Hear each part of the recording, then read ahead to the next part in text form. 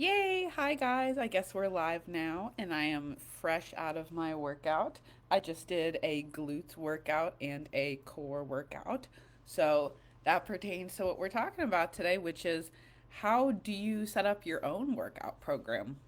So if you're watching this, chances are you're not watching it live because I don't see anyone yet. Tisk tisk. But that's okay. We will work with you anyway. So when you're making your workout program, the first thing you want to do is have your goals. So that's a very generic word. So what I'm going to say is narrow down to I want to gain muscle, I want to lose weight, I want to maintain my weight, and optimize my health, or a combination of everything, which is also possible. If you have questions on that, just ask me privately. I can explain that to you. So, once you have your goal, and I'm going to say the goal is to lose weight and gain muscle because that's a lot of people's goal. So, the first thing you want to do is write down your goal at like the top of the page, the top of the Word document, the top of your iPhone or maybe Android. And then what you want to do is you want to set a realistic goal for how many minutes you can work out per week. Now I'm going to give you some extra help here. Let me just have my coffee nearby. Okay, perfect. So, my goal, because I want to lose weight and I am advanced when it comes to fitness, as in I've been doing it for over 7 to 10 years, I'm going to set my goal to be 300 minutes of activity per week, not per day. You want to aim per week, not month, not day, week. So that will make it a lot easier for you to break up your schedule. Now, if you're someone who's like, oh, I can't do the same workouts each day or each week of the whatever, it doesn't matter. All we need is an end goal for how active you're going to be during the week. Then, and only then, can I spill my details here. So, let's say you're me and your goal is to gain muscle, which it is, and to lose fat, which it also is. So, I'll just pretend we're talking about me here. It's going to be easier that way. I should have done that to start. Sorry, guys. So, anyway, if you're me and these are your goals, you're because I'm advanced, I'm going to set my goal for 300 minutes. Now, if I was a beginner, I would set my goal to 150 minutes. That's not a random number. If you go and were to like Google things and do very in depth research, you would find that 150 minutes is the American Heart Association, I believe, daily recommended weekly activity to be moderately active and to be healthy and optimally healthy for the rest of your life.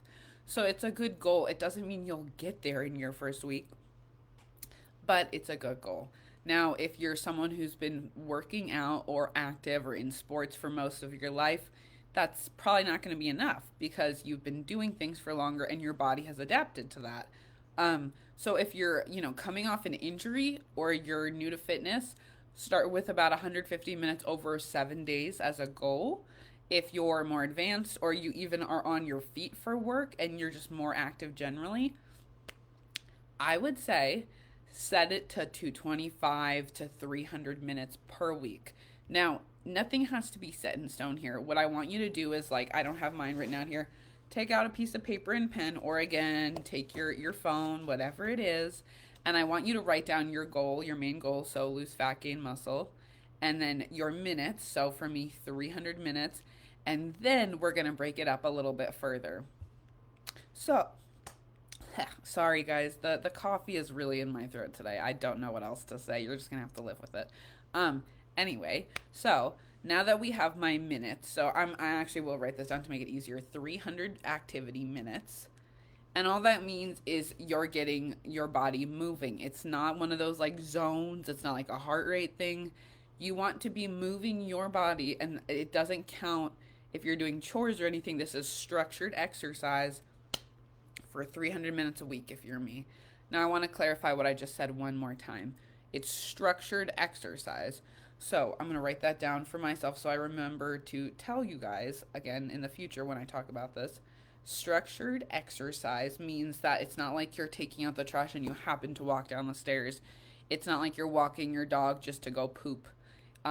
If you were walking your dog for like 20, 30 minutes, obviously that's more of like a workout. And I could count that as activity minutes, but I'm just talking like little things like you're vacuuming.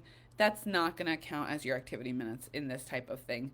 Those count as what's called NEAT, which is non exercise activity thermogenesis, aka it's exercise that's not structured.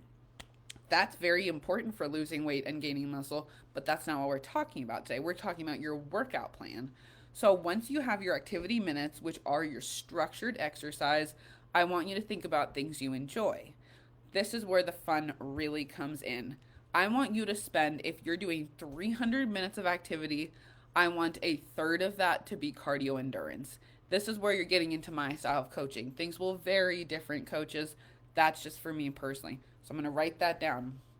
1/3 of my activity minutes are cardio endurance. Now, that does not mean you have to go running. Let me repeat, that does not mean you have to run like a 5K every day. Swimming is cardio, biking is cardio, incline walking is cardio, hiking is cardio, rock climbing is like a full body cardio workout. I count that as my cardio and strength. I kind of like will double duty it. I won't count the minutes for both, but I'll just pick either strength or cardio and count that for climbing that day. Um, you could play tennis. You could run. You could just go for a walk even. All of these things count as cardio endurance. So what I want you to do is write down a third of my activity is cardio endurance. So for me, that's 100 minutes. Then what we're going to do is another third of my activity is going to be resistance training. Now there's less room for flexibility. There is so much science behind why resistance training is important. However, that does not mean you have to be a power lifter, does not mean you have to be a bodybuilder, and it also does not mean you have to be a CrossFitter. You could be whatever type of resistance trainer you want to be. You could do body weight resistance training where you use no equipment. You could do what I did for years, where you do home workouts with dumbbells and resistance bands and maybe occasionally a kettlebell thrown in there. You could go to the gym and do all the barbell machines, dumbbells, this and that, hooey badooey, push a sled, pull a sled, whatever it is. The thing is, the commonality is, I want you to enjoy it. However, with resistance training, it's not like there's as many options as maybe cardio. So for that, I want you to say that's another, for me, 100 minutes because I picked an easy number, 300 minutes total. So 100 minutes of cardio per week, 100 minutes of resistance training per week. Now we have 100 minutes left over, and this is where it gets really interesting. So the last third is going to be recovery and fun. And what does that mean? It means you want to try a cycling class once a week, or you want to try a Pilates class once a week, or you want to try a YouTube Pilates class once a week. Girl, go for it, because you have 100 minutes, and if a class is only 60, that you've already fulfilled almost 100 minutes of your fun and recovery work in that one Pilates or yoga class. So 100 divided by 2 is 50. So you could even say 50 minutes are for fun during the week and 50 minutes are for recovery during the week. Now, 50 minutes of recovery during the week, that's 5 sessions of 10 minutes of stretching. You can do that. Don't even tell me you can't do that. I know you can. You could do, for fun, you could hula hoop for 15 minutes a couple times a week, and that is super fun. Definitely gets your core going. My girls from high school know that. We were obsessed with that. The point, though, is the balance of this. Do you see the balance? There's not like, oh, I have to do all cardio, I have to do all treadmill, I have to do all deadlifting. It's what you make of it as long as it's balanced. So this is, again, we're going to get a little more in depth and then we'll be done because I like to keep these short and sweet. So now we have a third of our activity is cardio, 100 minutes, a third of our activity is resistance training, 100 minutes, and a third of our activity is recovery and fun, 100 minutes for 300 minutes total in 7 days. Now, I'm not going to do this because I'm not you and I can't do this for you because I don't know your daily schedule. But let's say you're me and you want to start planning everything out. Well, I know that on Mondays and Saturdays, for example, I love to go swimming. So I'll do 50 minutes of swimming 2 times a week. And that will be 100 minutes. Then I don't have to tell you guys that I love weight training. That one I'm not super worried about.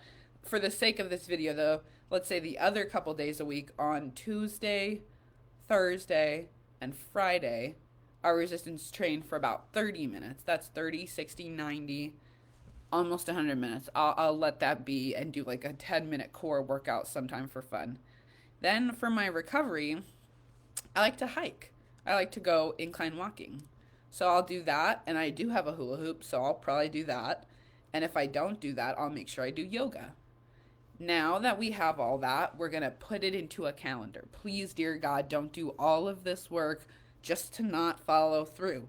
I cannot tell you how many times I've done this for a person, for a client to be.